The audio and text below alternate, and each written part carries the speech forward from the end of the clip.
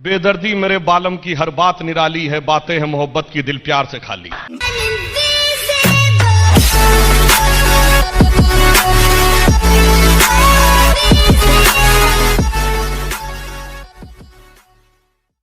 की स्पष्ट वायदा बहुत जबरदस्त है।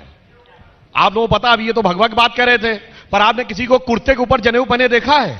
वो फोटो देखी होगी, स्पष्टवादिता। उसके बाद खत्म हुआ। गलत मत कह रहा हूं, गलत मत कहिए। सुधांशु जी, टाडा लाए, राजीव गांधी हटाया नरसिम्हा राव ने, उसमें तो बीजेपी को रोल नहीं था।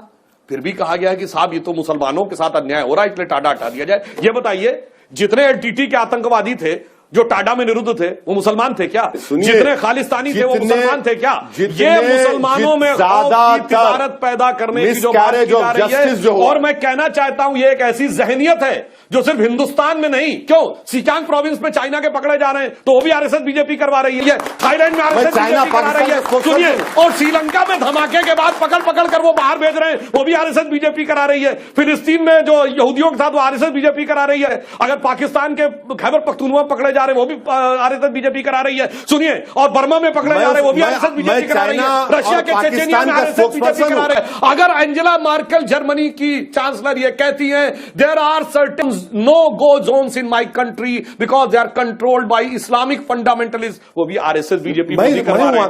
हकीकत है कि आप वो दुनिया भर की सहमियत को यहां मत आने दीजिए। नाक बंद, खोटा खोटा बात बंद, बनना है तो बाप बंद।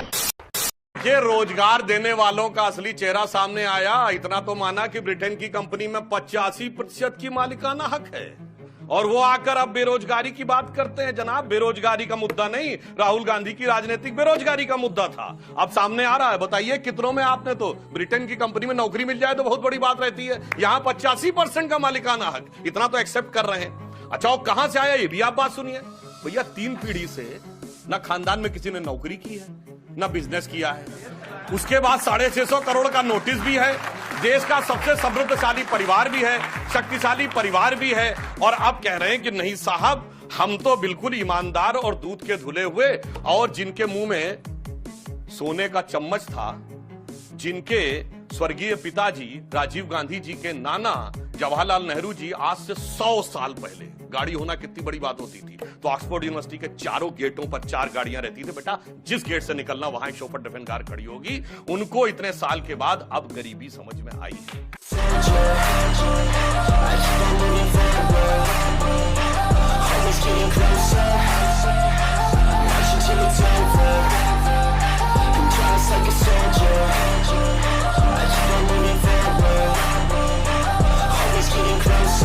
आप तो बोले समझ के समझ को समझो, पर मैं किस समझ को समझूं? होम मिनिस्टर की समझ को समझूं कि कानून मंत्री की समझ को समझूं कि लेबर मिनिस्टर की समझ को समझूं कि प्रधानमंत्री की समझ को समझूं कि बीजेपी के एमपीज की समझ को समझूं? किस समझ को मैं समझूं? त्रिवेदी, किसी की समझ को मत समझिए, बहन प्रियंका की समझ को समझिए, जो उपद्रवियों के घर पे जाके आंसू बहा रही, और जोधपुर में 109 बच्चे मर गए मगर वहां पर जाने का मौका नहीं है। इसको देखकर मेरे मन में एक स्वरचित पंक्ति आई, सर शर्म से झुक गया दिया कबीरा रोए, बहन प्रियंका आप सा और नहीं है कोई।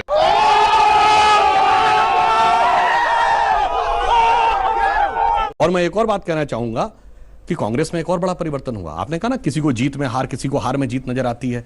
देखिए, देश की सबसे पुरानी और सबसे ज्यादा समय तक शासन करने वाली पार्टी की हालत हुए, एक राज्यसभा जीतने पे इतनी खुशी कि जैसे लोकसभा का पूरा चुनाव जीत लिया हो। एक राज्य हार गए तो उसके बाद भी जीत, एक राज्य 6ठी बार हारे तो मुझे तो इन पे वही, उसके बाद भी कह रहे हैं साहब बड़ी खुशी है। मुझे तो वही लाइन पुराने गीत की याद आती है कि बर्बादियों का शोक मनाना फिजूल था, मैं बर्बादियों का जश्न मनाता चला गया। रंजीत रंजन जी, Know a couple shooters that hit you on the block. Ain't a janitor, but I hit you with a mop. Better watch your friends, they quick to turn the odds. Shaheen Bagh में मुद्दा शुरू हुआ था सीए से, बल्कि मैं कहूंगा आसाम की संस्कृति की रक्षा के नाम पर, और जो बातें निकल के सामने आ रही, जो दर्द छलक रहे हैं पुराने, वही पंक्ति याद आती है, दिल ने फिर याद किया वर्क सी लहराई है, फिर कोई चोट मोहब्बत की उभर आई है। अब आपको बताता हूं क्या उभर आया। कश्मीर, मौलाना साहब ने एक बड़ी अच्छी बात कही, 15 लाख की बात। मैं कहता हूं ना, आओ पार्लियामेंट में प्रस्ताव लाओ और डिस्कशन करो 15 लाख पे। ऐसा पानी पानी होगा हकीकत कि समझ में आ जाएगा। जो हिंदी की कहावत है ना, उल्टा चोर कोतवाल को डांटे। उत्पीड़न की बात कई लोगों ने करी, माननीय गृह मंत्री ने करी, माननीय प्रधानमंत्री ने करी। इस एक्ट में धार्मिक उत्पीड़न शब्द कहां है? बस अभी सवाल पूछने दीजिए ना। इनको कहने के लिए प्रताड़ना दिखाई नहीं पड़ती तो तरुण गोगोई ने क्यों कहा था प्रताड़ना हो रही है? प्रताड़ना समझने के लिए इनको लिखा हुआ चाहिए एक्ट में। रीजंस एग्जीक्यूटिव ऑर्डर्स और स्टैट्यूज में लिखे जाते हैं। उसके लिए तो मैं यही कहना चाहूंगा, ये जो ये लोग सवाल पूछ रहे हैं कि बहुत जुदा है इस दर्द की कैफियत मेरी, इधर मेरे दर्द की इंतहा नहीं हो, तू कहता जख्म दिखता नहीं। हाँ, आँख बंद, नाक बंद, खोटा खोटा बात बंद, बनना है तो बाप बंद, छोटे थोड़ा है मगर मुस्लिम वर्ड जो नहीं लिखा है उसके लिए छाती पीट रहे। सुनिए, जिनको क्यों चाहिए? जिसको जाकिर में शांति का मसीहा दिखता है, जिसको अफजल में हारात का मारा दिखता है, जिसको याकूब मेनन में जुडिशियल किलिंग दिखती है, जिसको इशरत में बेटी दिखती है, जिसको हाफिज में साहब दिखता है, जिसको भारत तेरे टुकड़े टुकड़े होने वालों में भटके नौजवान दिखते हैं, उसी को इसमें नहीं दिख रहा है prosecution.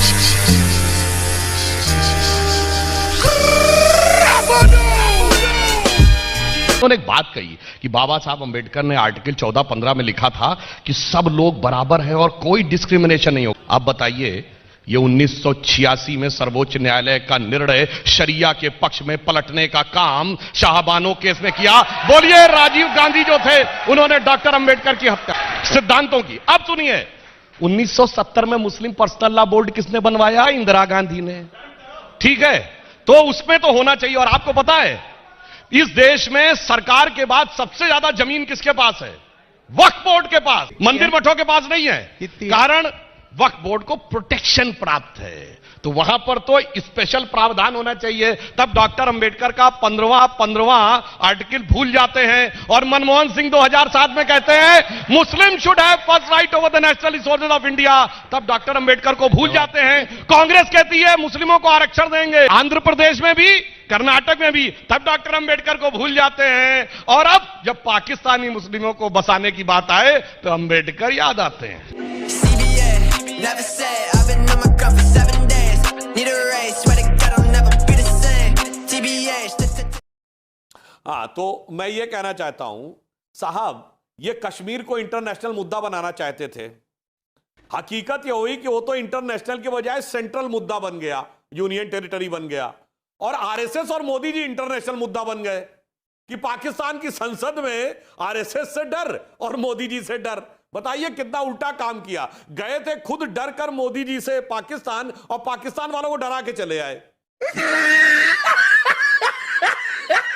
You're never gonna make it, you're not good enough. There's a million other people with the same stuff. You really think you're different? Man, you must be kidding. Think you're gonna hit it, but you just don't get it. It's impossible, it's not probable. You're